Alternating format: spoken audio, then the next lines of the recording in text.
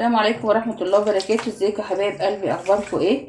النهارده هوريكم طريقة الممبار. بقى تنظيف الممبار، لو معاكي 10 كيلو ممبار هتنضفيهم في اقل من ربع ساعة بطريقة سهلة جدا جدا، وهنقلبه في منتهى البساطة ومنتهى السرعة على الحنفية واحنا واقفين كده. دلوقتي الممبار معايا اهو، انا بدور على الحرف بتاع الممبار، بشوفه فين اول حرف ليه. بروح جايبه الممبار بتاعي ماسكاه كده، واروح جايباه على صبعيني كده اهو بنفس الطريقه دي كده، الحته دي مقطوعه، وابتدي اروح قلبه وافتح الحنفيه على ميه هاديه مش ميه عاليه، واروح عامله الممبار بتاعي بالشكل ده كده. شايفين اهو في لحظه اتقلب. لا هنجيب مقوار ولا هنجيب حاجه نقلب عليها، ولا المسن ولا الحاجات اللي احنا بنشوفها على اليوتيوب دي. اهو بصوا كده الممبار بتاعي اتقلب بمنتهى البساطه. وهبتدي اجيب السكينه بتاعتي اهو برده بطوله كده، ما تقطعيش، نضفه هو بطول كده مش هياخد معاكي ثانيه، يعني ما تقطعيش الممبار حتت تقعدي تنضفي صابع صابع، فده مرهق جدا. فاحنا هنا بصوا بنعمل الممبار بطريقه سهله جدا بحرف السكينه اهي في ثواني. الممباره بتاعتي بقت زي الفل. هروح مقلباها الناحيه التانية كده بنفس الطريقه اهي. شوفوا انا مفصلتش الفيديو، شايفين الحته ما خدتش معايا يعني نص دقيقه حتى اهو.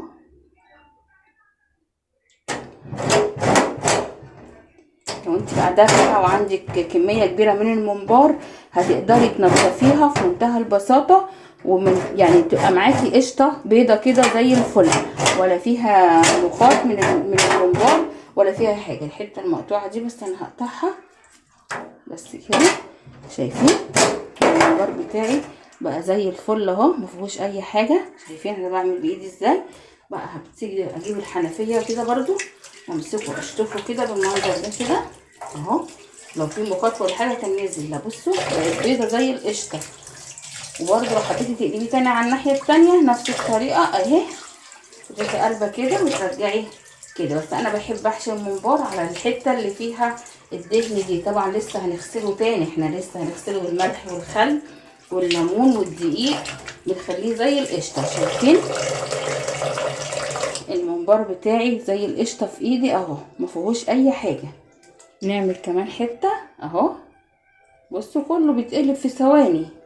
طبعا الممبار بتاع العجالي بيبقى مثلا يعني مش واسع قوي زي اللي انا جايباه ده كده، حلو برده هتعرفي تقلبيه، ولو ضيق برده بنفس الطريقه هتعرفي تقلبيه. شوفوا انا بدخل يعني الممبرايه جوه بعضيها كده اهي. بصوا اتقلبت معايا في ثانيه الا ثانيه اهو، اتقلبت معايا، وفي نفس الوقت التنظيف بتاعها برده في ثانيه الا ثانيه.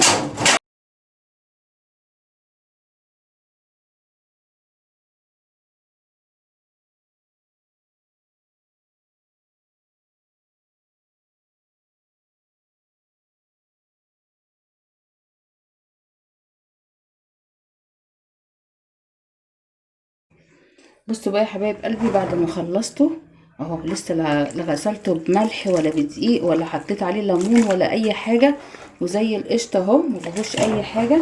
دلوقتي انا شطفته تاني وهنزل بقى عليه كده بعصير ليمونتين الاول كده. مش هيبقى ليه ريحه زفاره نهائي ولا فيه اي حاجه، اللي هياكله عندك يعني هيجنن على طعمه.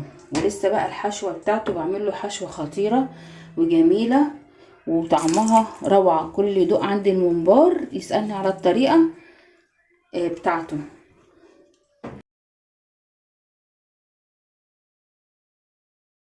الليمون والخل على الممبار او الكرشه بيخلوها مززه شويه، فانتوا يعني هي مثلا هننقعه فيه نص ساعه كده، وبعد كده هنمسكه نشطفه وننقعه في ميه وملح ودقيق بس تاني.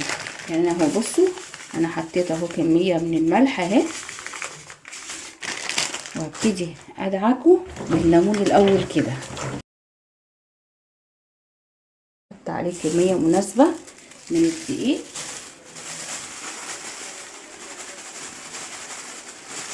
عايزه اقول لك ملحوظه يا حبيبه قلبي، لو انت رايحه تشتري ممبار خلي الراجل يوريك المصران بتاع الممبار ان هو نضيف، ما فيهوش زي حبوب من جوه كده، لان الحبوب اللي من جوه دي تبقى مرض في قلب الجاموسه، عزكم الله اللي ذابحينها. فده ممكن ينقل لكم مرض وحش. جيب الممبار يكون صافي كده ما فيهوش اي حاجه. انا رحت اشتري لقيت فيه كده، ما رضيتش اخده. قال لي طب شويه كده وهنزل تاني، فانا فضلت مستنيه لحد ما اداني الممبار النضيف. في ستات بتاخد كده وخلاص، لا ابص في قلب الممبار اهم حاجه، عشان بيبقى فيه امراض.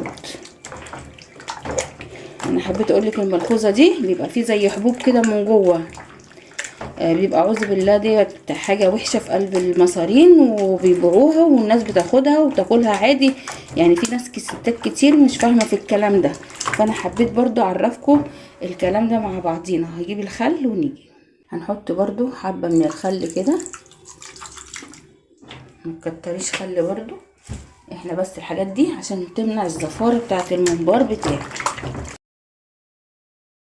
كده هنضيف عليهم شويه ميه مش كتار اهو،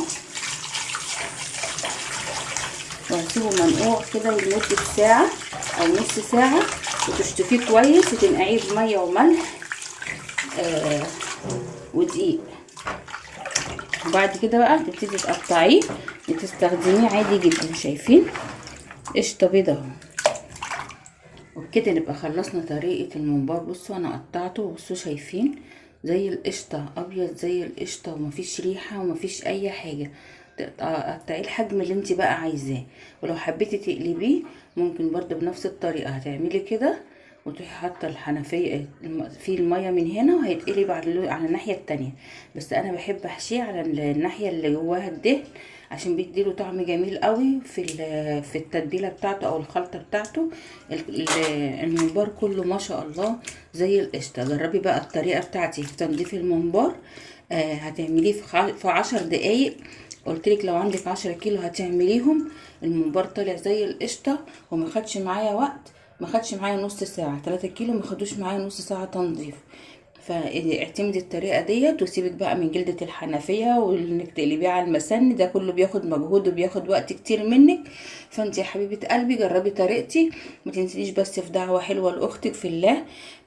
ومستنياكي تشرفيني وتنوريني في قناتي، وتخشي بس تعملي لي لايك عشان الفيديو يوصل لكم كبير من الناس. واشكركم جدا، وارجو تكونوا استفدتوا من الفيديو. والسلام عليكم ورحمه الله وبركاته.